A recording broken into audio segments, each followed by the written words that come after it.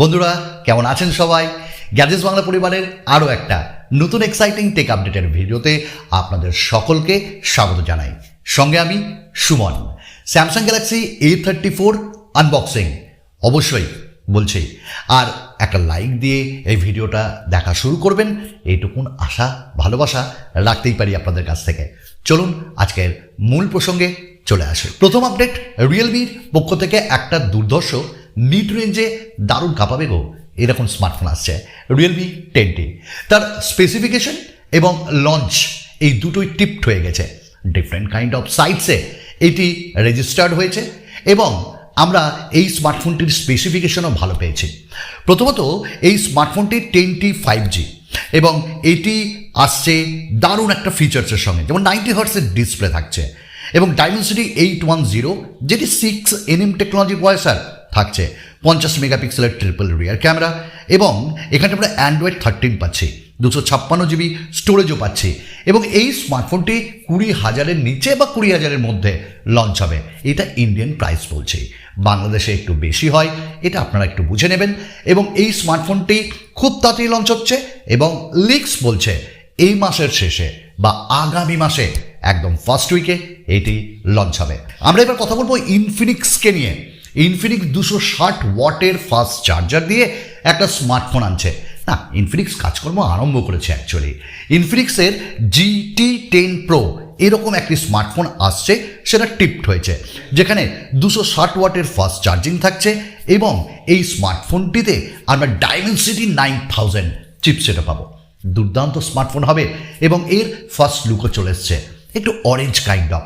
তবে দাম ইনফিনিক্সের বরাবরই কম থাকে, তবে বলবো ইনফিনিক্সকে যে একটু সফটওয়্যারটা ঠিক করলে হয় না। এবার স্যামসাং গ্যালাক্সি A34 আনবক্সিং। আগেই বলে দিই, স্যামসাং গ্যালাক্সি A54 যে স্মার্টফোনটি, তার আনবক্সিং অ্যান্ড রিভিউ গতকাল দিয়ে দিয়েছি। আপনাদের সকলকে একবার অনুরোধ করব, স্মার্টফোনটির রিভিউ অ্যান্ড আনবক্সিং দেখুন। যদি আমার ভালো কাজ মনে হয় আপনাদের, তাহলে একটা লাইক দেবেন, আর যারা নতুন বন্ধু তারা সাবস্ক্রাইব করবেন, কমেন্টস করবেন। A34 সম্পর্কে আপনারা অনেকেই বলছেন, দাদা A34 এর আনবক্সিং কোথায়? আসছে A34 এর আনবক্সিং। তবে আপনারা সকলেই জানেন এই স্মার্টফোনটা লিক হওয়ার আগেও আনবক্সিং চলে এসেছিল এবং এই স্মার্টফোনটার ডাইমেনসিটি 1080 চিপসেট, 48 মেগাপিক্সেলের ক্যামেরা, ওয়াইস থাকছে, নটস থাকছে এবং সুপার অ্যামোলেড 120 হার্টসের ডিসপ্লে, সামনে 13 মেগাপিক্সেলের সেলফি ক্যামেরা, 5000 mAh ব্যাটারি, এরকমটাই ব্যাপার। 25 ওয়াটের ফাস্ট চার্জিংকেও সাপোর্ট করছে। 6GB ভ্যারিয়েন্ট দিয়ে আরম্ভ হচ্ছে, যার দাম ওই 33 থেকে 35,000-এর মধ্যে। আমি একটাই কথা বলবো, অবশ্যই A34 যে 5G তার আনবক্সিং আনবো এবং আপনারা কমেন্টস করুন যে দাদা আনুন আরও বেশি করে। আমাদের নেক্সট আপডেট স্যামসাংকে দিয়ে। স্যামসাং S23 FE আমরা বলছিলাম আসবে না, না মানে আমি বলছিলাম না, যারা লিক স্টার তারা বলছিল, এইবার একদম মন খুশ করে দিল। স্যামসাংয়ের S23 FE গ্লোবালি লঞ্চ হচ্ছে খুব তাড়াতাড়ি এবং আফটার দ্যাট ইন্ডিয়া অ্যান্ড বাংলাদেশে তো আসছেই আসছে। এই স্মার্টফোনটাই আমরা পেয়ে যাব দুর্ধর্ষ রকম একটা প্রসেসর, স্ন্যাপড্রাগনের 8 Gen 1, ফুল HD প্লাস 120 হার্টসের AMOLED display, triple rear camera এবং এই স্মার্টফোনটি আগামী মাস অবশ্যই লঞ্চ হবে, এরকমটা কিন্তু বিশেষজ্ঞদের ধারণা। আমরাও কিন্তু সেই ধারণাই করছি। তো এই স্মার্টফোনটি A73-র বদলে আসছে এবং দাম 40-এর একটু ওপরেই হবে, আপনাদের তো কমবেই অবশ্যই। আমাদের নেক্সট আপডেট গুগলকে দিয়ে। গুগল তাদের ডিফারেন্ট কাইন্ড অফ স্মার্টফোন আনছে, তার মধ্যে একটি স্মার্টফোন হলো গুগল পিক্সেল 7 এবং এই স্মার্টফোনটা কিন্তু ভাই এই স্মার্টফোনটাই দেখতেও ভালো লাগছে এবং স্পেসিফিকেশন টেন্সর G2 চিপসেট থাকছে, 8GB থাকছে, 6.1 ইঞ্চেসের ডিসপ্লে, অবশ্যই OLED ডিসপ্লে, 12.2 মেগাপিক্সেলের ক্যামেরা আর 12 মেগাপিক্সেলেরও একটা ক্যামেরা থাকছে, 8 মেগাপিক্সেলের সেলফি, 4410 mAh ব্যাটারিও থাকছে। ডেফিনেটলি গুগলের পিক্সেল মানে একদম দুরন্ত ব্যাপার। স্মার্টফোনটি আসছে, প্রাইস এখনো জানা যায়নি। আমাদের নেক্সট আপডেট, আমরা যারা অ্যান্ড্রয়েড ইউজার্স তারা কিন্তু আমাদের হোয়াটসঅ্যাপের স্ট্যাটাসে ভয়েস নোট ছাড়তে পারি। এবার এই ফিচার্সটা অ্যাপেল যারা ব্যবহার করে, iOS ইকোসিস্টেমে যারা আছে তাদের জন্যও এটা দিয়ে দেওয়া হলো এবং নেক্সট আপডেটে iOS ইউজার্স যারা তারা কিন্তু এটা ব্যবহার করতে পারবে। আমাদের নেক্সট আপডেট বলবো এমন একটা সায়েন্টিফিক নিউজ দিয়ে, যেটা আপনাদের খুব ভালো লাগবে। আপনারা তো জানেন অনেকে স্পেসে যায়, অনেকে চাঁদে যায়, আর তারা ডিফারেন্ট কাইন্ড অফ জামা প্যান্ট পরে, মানে স্যুট পরে। তো এখানেও একটা দারুণ ইমপ্রুভমেন্ট আনছে।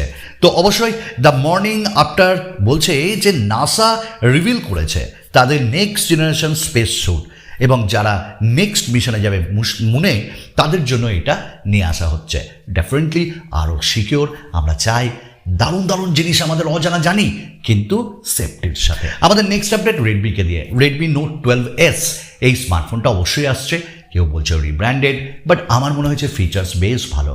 এই স্মার্টফোনটায় মিডিয়াটেক ডাইমেনসিটি 700 থাকছে, 6GB ভ্যারিয়েন্টও পাবো, এবং 6.5 ইঞ্চেসের একটা অ্যামোলেড ডিসপ্লে, 108/12.5 ক্যামেরা, 16 মেগাপিক্সেলের সেলফি, আর 5100 mAh ব্যাটারি থাকছে। 33 ওয়াটের ফাস্ট চার্জিং। কবে আসছে? আগামী মাসে আসছে। কত দামে আসছে? 20,000-এর নিচে আসছে। এবং এই স্মার্টফোনটি লুকসও কোথাও না কোথাও একটু ডিফারেন্ট মনে হয়েছে। তবে এবার ডিফারেন্ট মনে হবে স্যামসাংয়ের এই স্মার্টফোনটি। একদম বাজেটে বাজিমাত করতে স্যামসাংয়ের F সিরিজের F14 আসছে খুব তাড়াতাড়ি, এবং এটা বলা হচ্ছে 24শে মার্চ ইন্ডিয়াতে লঞ্চ হবে। এবং এই স্মার্টফোনটিতে Exynos 1330 সঙ্গে 6.6 ইঞ্চেসের একটা আমরা ডিসপ্লে পাবো, Corning gorilla glass 5, 6000 mAh battery, 25 ওয়াটের চার্জিং, অ্যান্ড্রয়েড 13 এবং 4GB 6GB ভ্যারিয়েন্ট পাবো। সাইডে ফিঙ্গারপ্রিন্ট স্ক্যানার এবং 13টা 5G ব্যান্ড সাপোর্ট করবে। ডেফিনেটলি 20,000-এর নিচে এলে আমরা বলবো কুডোস স্যামসাং, ভালো কাজ করছো এই সিরিজে। আমাদের আজকে লাস্ট আপডেট আইকিউকে দিয়ে। আইকিউ তাদের নিও 8 সিরিজের স্মার্টফোনটি আনছে, এবং নিও 8 এইচটি মানে স্পেক্স যেটা, সেটা ডিসিএস প্ল্যাটফর্মে চলে এসছে। অ্যামোলেড ডিসপ্লে থাকছে স্ন্যাপড্রাগনের 8+ সিরিজ এবং ডাইমেনসিটি 9200, দুটোই চিপসেট থাকবে ডিফারেন্ট কাইন্ড অফ 8 সিরিজে। 50 মেগাপিক্সেলের প্রাইমারি, 120-100 ওয়াটের চার্জিং, এবং এইটা নাকি মে মাস নাগাদ লঞ্চ হবে। তো আইকিউ এর স্মার্টফোন ডেফিনেটলি ভালো হয়, আমি ইউজ করি, আপনারা অনেকে ইউজ করেন হয়তো।